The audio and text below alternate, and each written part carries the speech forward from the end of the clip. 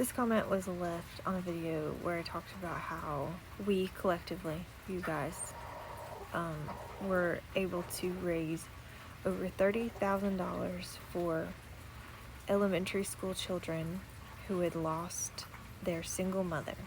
Now, whenever I get these kind of comments, of course there's like the gut reaction to like be defensive or angry.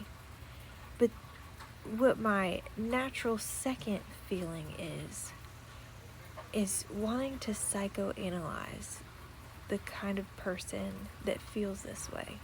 So I'm going to try. Having this kind of hate in your heart isn't like a natural or normal thing. Like, we're not born with that, right? So it comes from outside places and then a confirmation bias that affirms our own beliefs. All right, so I'm going to do a little criminal minds profiling, okay? I believe that this is obviously a white person who had a rough childhood. I believe that this person may have grown up in a family that struggled financially, probably grew up in a small town, probably a southern small town. I say southern because there is an air of a particular kind of hatred towards people who speak Spanish, because I mentioned that the grandmother of these children spoke Spanish.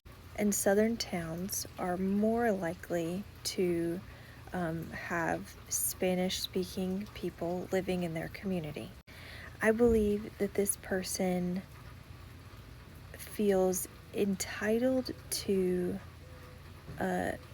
assistance that they maybe did not receive.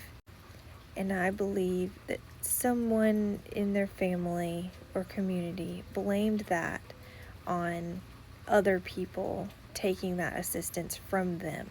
And because of this, now that they are an adult, they are looking for confirmation of their own beliefs.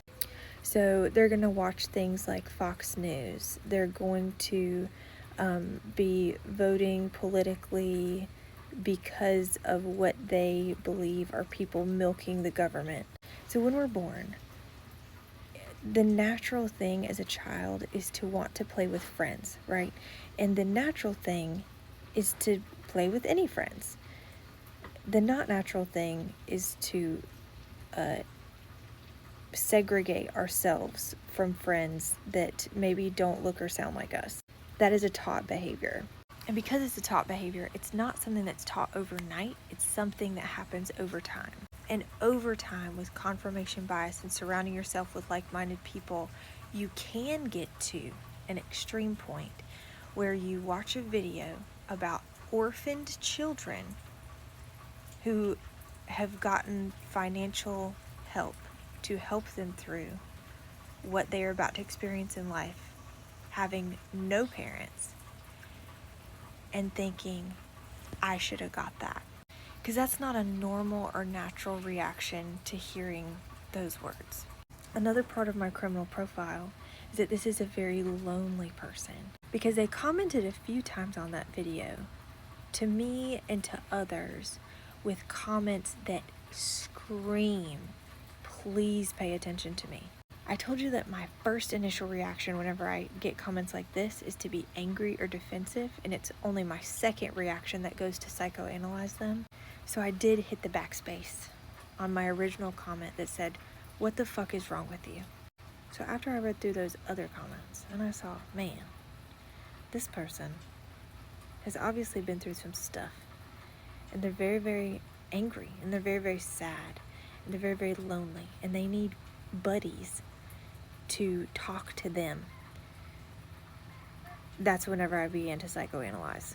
Because you know how kids who grow up in like a broken home, they tend to act out, because acting out in any way can get them the attention that they so desperately need.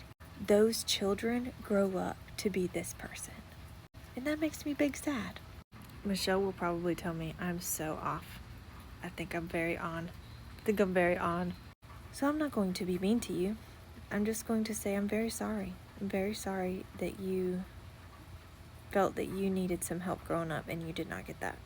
And when the only details that I gave about this family was that there were orphaned children and their grandmother spoke Spanish, and you say that I gave it to someone that already milks our government for all it's worth, I feel like a good point of growth for you would be to work through some real serious racism.